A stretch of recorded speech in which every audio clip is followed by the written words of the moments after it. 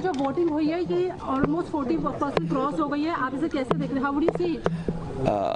मुझे खुशी है इस बात की कि जितने भी बूथों पे मैं गया, जनता में उत्साह है, जनता मतदान करना चाहती है और कई जगह ऐसी भी सूचनाएं मिली हैं जहां भारतीय जनता पार्टी के लोगों ने, भारतीय जनता पार्टी के लोग क्यों कहें हम, जब वो वोट के लिए रोक रहे हो लोगों को, तो उनका व्यवहार ऐसा है कि गुंडों से कम का व्यवहार नहीं रहा। लेकिन उसके बावजूद भी जनता मतदान कर रही है। जो लोग ये सोचते हैं कि वोट से नहीं जीता जा सकता है, खोट से जीता जा सकता है, ये खोट से जीतने वालों को जनता अपने वोट से जवाब देने जा रही है। और इस बार इनके खिलाफ 140 करोड़ लोग हैं, 40 करोड़ देशवासी इनके खिलाफ हैं। हर चरण में जनता का भारतीय जनता पार्टी के खिलाफ गुस्सा बढ़ रहा है और 7वें चरण तक याद रखना, भारतीय जनता पार्टी के खिलाफ 7वें आसमान पे गुस्सा होगा। ये पहला चुनाव देखने को मिला है जहां जनता चुनाव लड़ रही है। इनके पास कोई जवाब नहीं है जनता के सवालों का। और 4 जून के बाद देखिएगा आप, सीमाएं सुरक्षित रखिएगा। भारतीय जनता पार्टी के लोग कहीं देश छोड़ के ना भागें, सीमाओं को भी सुरक्षित रखना पड़ेगा। भारतीय जनता पार्टी के लोग सीमाएं छोड़ करके ना जाएं।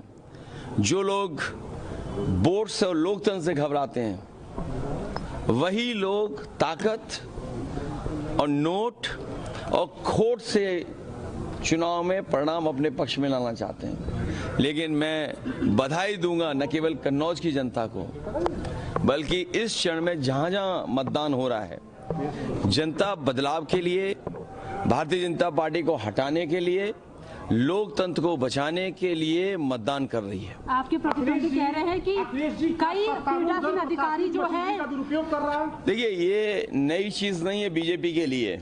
बीजेपी ने जितने भी चुनाव हुए उसमें मशीनरी इस्तेमाल की है।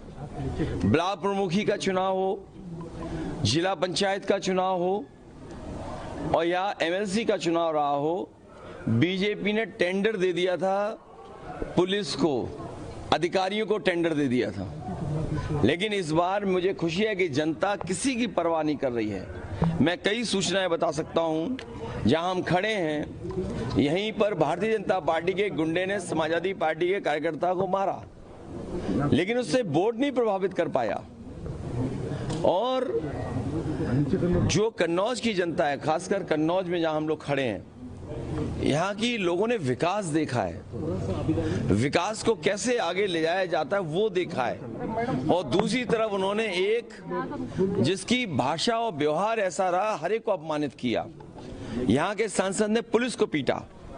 पीटना तो एक बड़ा सभ्य शब्द है। यहाँ की पुलिस को ठोका, और इतना ठोका किसी दवाई के असर की वजह से कि जिसकी वजह से उनके खिलाफ एफआईआर दर्ज हुई। यहीं पर थोड़ी दूर भगवान बुद्ध, उनकी मूर्ति लग गई थी चौराहे पर, तिराहे पर, लेकिन इन्होंने रातों रात भगवान बुद्ध की मूर्ति हटवा दी।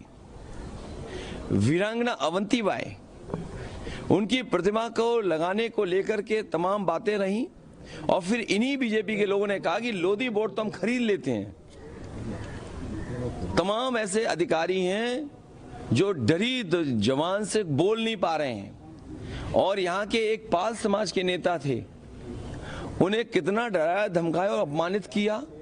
तो जिस पार्टी के खिलाफ साग के मतदाता हो, जिस पार्टी के खिलाफ लोधी राजपूत मतदाता हो, जिस पार्टी के खिलाफ पाल समाज हो, जिस पार्टी के खिलाफ जनता के आम लोग हों, जिस सांसद और पार्टी के खिलाफ यहाँ का एक एक इत्र का व्यापारी हो, कन्नौज कभी खराब भाषा के लिए नहीं जाना जाता था।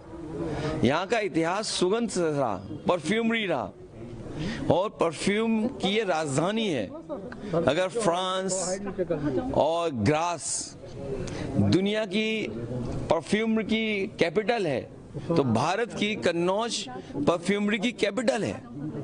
उसको इन्होंने यहाँ की सुगंध को कोशिश की खराब करने की, लेकिन जनता इस बार वोट डाल डाल के वोट इनका इलाज करने जा रही है। इसीलिए बौखलाए हुए घूम रहे हैं, हमारे कार्यकर्ताओं के खिलाफ कार्रवाई कर रहे हैं, अपने मनमर्जी पुलिस लगवाना चाहते हैं। लेकिन हमें खुशी है कि सबका समर्थन मिल रहा है समाजवादियों को।